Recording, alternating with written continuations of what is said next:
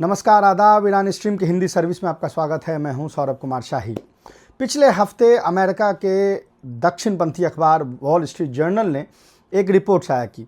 उस रिपोर्ट में उन्होंने कई सारे जीपीएस इमेजरी के तहत, जीपीएस से जो इमेज लिए जाते हैं उसके हवाले से उसने बताया कि किस तरह बहरैन, कुवैत और सऊदी में जो अमेरिकन बेस थे वो ईरान के ख़िलाफ़ युद्ध में निस्त नाबूद कर दिए गए।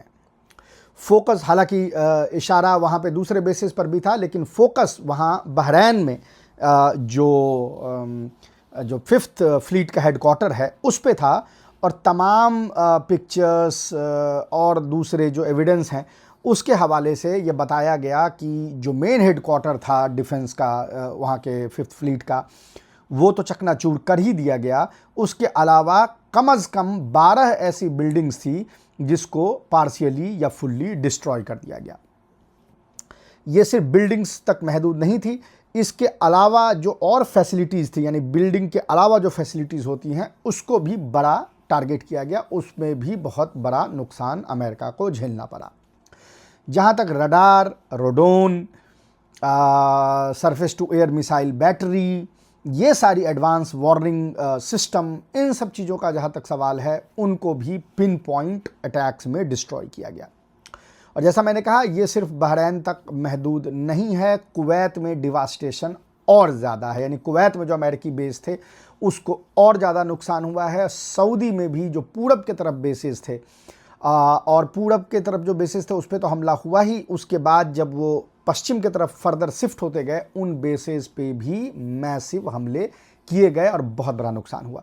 लेकिन बहरैन में जो फिफ्थ फ्लीट का बेस है उसका बड़ा नुकसान होना, उसने एक्चुअली इस वॉर को डिफाइन किया। कैसे किया ये हम बताएंगे आपको।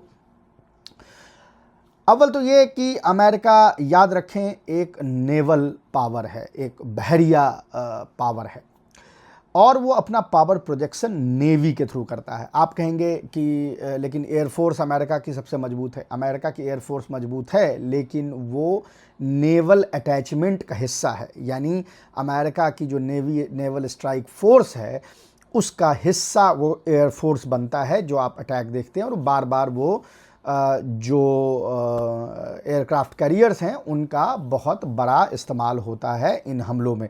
यानी अल्टीमेटली अमेरिका एक नेवल पावर है as far as power projection is concern.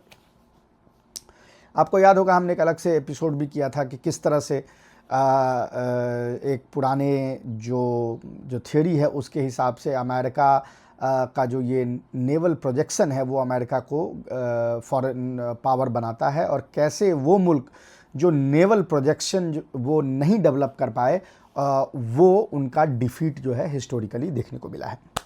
अब ये खबर आ रही है कि बहरीन में इस डिवास्टेशन के बाद अमेरिका ने वहाँ कोशिश ये कर रहे हैं कि कुवैत और सऊदी, वहाँ पर जो डिवास्टेशंस हुई हैं, जिन चीज़ों की, जिन यूनिट्स की, जिन बेसिस की, उनको धीरे धीरे शिफ्ट किया जाए इजराइल के अंदर में, इजराइल के जो डेजर्ट है उसके अंदर में।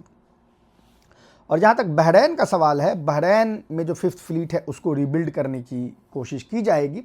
कुछ चीज़ें जो हैं अंडरग्राउंड कर दी जाएंगी ताकि आगे जब अगर कभी युद्ध हो तो उस पर उस तरह का इम्पैक्ट ना हो, और बाकी चीज़ें वहाँ से विड्रॉ करके उसको भी इजराइल जो है वो शिफ्ट किया जाएगा। यानी ये क्लियर एक डिपार्चर, एक क्लियर जिसको कहते हैं रिट्रीट अमेरिका का यहाँ आपको नज़र आ रहा है।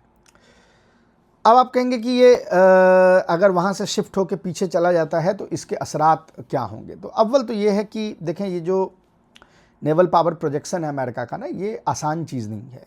इसमें एक तो इसका खर्च बहुत है, इसमें पैसे बहुत लगते हैं। अभी आपने सुना डोनाल्ड ट्रंप ने खुद ही अपना दिया कि एक दिन स्ट्रेट ऑफ हॉर्मुज़ को खुलवाने में एक दिन का खर्चा जो है वो $2 बिलियन है। और आप समझ सकते हैं कि वो उतने बड़े तादाद में वहाँ पे यूनिट्स को, शिप्स को रखना और बाकी चीज़ों को रखना अपने आप में खर्चीला होता है। अच्छा, मौसम का भी इस पर बहुत प्रभाव पड़ता है। अमेरिका ने हमला जो है फरवरी में किया था। फरवरी मार्च मोर और लेस ठंड उस जगह पे होती है। गर्मियों में क्या होता है कि ये जो शिप्स होती हैं इनको ये पानी में बहुत ज़्यादा देर तक नहीं रह सकती। पानी के अंदर बहुत सारे ऑर्गेनिज्म होते हैं। आपने कई वीडियोस देखे होंगे जिसमें सी टर्टल, जो समंदर के जो कछुए होते हैं, उसके ऊपर आपने देखा होगा एक चीज़ सी चिपक जाती है और लोग उसको हटाते हैं, वरना वो कछुआ जो है बेचारा बड़ा परेशान होता है। उसको बार्निकल्स कहते हैं।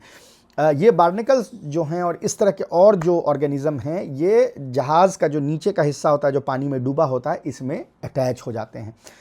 जैसे जैसे पानी ज़्यादा गर्म होता जाएगा, यानी मौसम गर्म होगा, पानी भी उतना गर्म होगा, वैसे वैसे वो चीज़ें जहाज़ में और बढ़ती जाती है। यानी वो जब नीचे अटैच हो जाती है बहरिया जहाज़ के, तो फिर उसके लिए चलना, ड्रैग, यानी उस जो फोर्स अप्लाई करता है वो जहाज़ आगे जाने के लिए, उसको ज़्यादा फोर्स अप्लाई करना पड़ता है, क्योंकि वो ड्रैग करता है उसको, यानी वो उसको पीछे खींचने की कोशिश करता है जो उसमें ऑर्गेनिज्म चिपका हुआ है। ये थर्मोडायनेमिक्स का लॉ पढ़ेंगे तो आपको समझ में आ जाएगा। तो वो शिप्स अगर फ़र्ज़ करें कि ठंड में 20 दिन पानी में रह सकती है, तो गर्मी में वो फिर 12 दिन ही पानी में रह सकती है, क्योंकि उसको हर 12वें दिन या 13वें दिन या 14वें दिन, जो भी उसका एक फ्रीक्वेंसी हो, उसको वापस लौट के आना पड़ता है, जहाँ पे उस शिप्स का यानी वो बार्निकल्स और वो ऑर्गेनिज्म हटाए जाते हैं, उसकी रिफिटिंग की जाती है और उसको मेंटेनेंस करके वापस समंदर में भेजा जाता है। जब आप बहरैन से जितना पीछे जाएंगे, उतना ज़्यादा वक्त लगेगा उन जहाज़ को वहाँ से यहाँ आने के लिए, पर्शियन गल्फ में आने के लिए। यानी फ़र्ज़ करें कि बहरैन से अगर आप ईरानी तट पे पहुँच जाते हैं 1 दिन के अंदर में, या 1.5 दिन के अंदर में, या 2 दिन के अंदर में, तो वहीं आप अगर पीछे की तरफ जाते हैं मिसाइल से बचने के लिए, ईरानी मिसाइल से बचने के लिए, तो आपको आने में 6 दिन 7 दिन लगेंगे। 6 दिन 7 दिन लगने का मतलब है कि अगर शिप उस पानी में 15 दिन रह सकती थी और पहले आपको 1 दिन लगता, तो यानी आप 14 दिन वहाँ रह सकते थे, तो अब आपको आने में अगर 6 दिन 7 दिन लग रहे हैं, तो यानी आप सिर्फ 7 दिन ही रह सकते हैं। तो ये आपके कैपेबिलिटी को कम करता है, आपके कैपेबिलिटी का नुकसान करता है, एक चीज़। दूसरी चीज़ कि रिफ्यूलिंग जो है वो आपको बार बार करनी पड़ती है। आपने इस युद्ध में देखा, ईरान ने ये युद्ध जीता, उसमें प्राइमरी रीज़न ये था कि उसने इन बेसेस के रिफ्यूलिंग सेंटर्स को तबाह कर दिया, और इसके अलावा यूएई और तमाम उन जगहों पे जहां वो सिविलियन बर्थ यूज़ करते थे रिफ्यूलिंग के लिए, उसको और नेस्त नाबूद कर दिया वहां पे। तो अब रिफ्यूलिंग के लिए 2 उनके पास ऑप्शन होते थे। एक तो समंदर में वो रिफ्यूल करते थे, जिसमें बड़े रिफ्यूलर आते थे और आप उसको रिफ्यूल करते थे। ईरान ने क्या किया कि उन रिफ्यूलर्स को टारगेट करना शुरू किया, उन रिफ्यूलर्स को मारा। और जब आप बीच समंदर में रिफ्यूलिंग कर रहे होते हैं, और रिफ्यूलिंग कोई 15 मिनट का काम तो है नहीं, इतना बड़ा जहाज़ है, वो में घंटे, 1.5 घंटे, 2 घंटे, 4 घंटे, डिपेंडिंग ऑन कितनी बड़ी जहाज़ है, फ्रिजेट है कि कॉर्वेट है या क्या है, उस पर डिपेंड करता है कि उसको कितना वक्त लगेगा रिफ्यूलिंग के लिए। जब आप रिफ्यूलिंग कर रहे होते हैं तो उस वक्त आप और वनरेबल होते हैं, क्योंकि आप स्टैटिक हैं।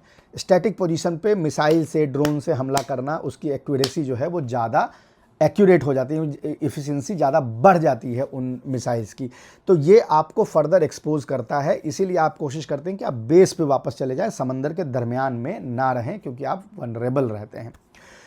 तो ये पूरी की पूरी प्लानिंग के तहत ये किया गया था। अब ईदर वे अगर अमेरिका यहाँ से रिट्रीट करता है, देखें कुवैत वाला मामला ये था कि कुवैत इतना नज़दीक है ईरान से कि मतलब वो मजाक में लोग कहते थे कि हाथ से भी मिसाइल मार देगा तो वो बिल्कुल सटीक जाके लगेगा। यहीं कुवैत में जो मिसाइल्स की डिवास्टेशन हुई है कुवैत के बेसिस पे, वो बहुत ही ज़्यादा मैसिव हुई है, क्योंकि शॉर्ट रेंज मिसाइल की एक्यूरेसी ज़्यादा है, उसमें रिएक्शन टाइम कम मिलता है। जो सरफेस टू एयर मिसाइल उसको मारने की कोशिश करती है, उनका रिएक्शन टाइम कम होता है, उनको वक्त कम होता है कि वो, और दूसरा ये कि जब आप नज़दीक होते हैं तो जो आप एंगल ऑफ अप्रोच होता है वो बहुत नीचे से आप उस पर हमला करते हैं। खासकर ड्रोन बिल्कुल वाटर को हग करता हुआ जाता हुआ हमला करता है, तो ये रडार के लिए मुश्किल होता है, और जो एंटी ड्रोन बैटरीज वगैरह हैं उनके लिए मुश्किल होता है वो काउंटर करना। तो कतर और इनफैक्ट कुवैत में तो अमेरिकन को लग रहा है कि भाई यहाँ पे अब बड़ा मुश्किल हो जाएगा मेंटेन करना किसी भी अगले जंग में, क्योंकि हम एक्सपोज डक, जिसको सिटिंग डक कहते हैं ना, उस तरह से हम यहाँ पे मारे जाएंगे। बहरैन में मुश्किलात ये है कि उनको कुछ ना कुछ तो करना पड़ेगा, क्योंकि आप बेस कंप्लीट तो हटा नहीं सकते हैं, 5th फ्लीट बहुत इंपॉर्टेंट है। लेकिन उसके कुछ हिस्सों को वो कोशिश कर रहे हैं कि अंडरग्राउंड कर दें ताकि वो इम्पैक्ट उतना ना हो सके, और दूसरा ये जैसे मैंने कहा कि वो उसको इज़राइल ले जाने की कोशिश कर रहे हैं, यानी ये फर्दर एक रिट्रीट को बताता है। युद्ध के दौरान तमाम ये जो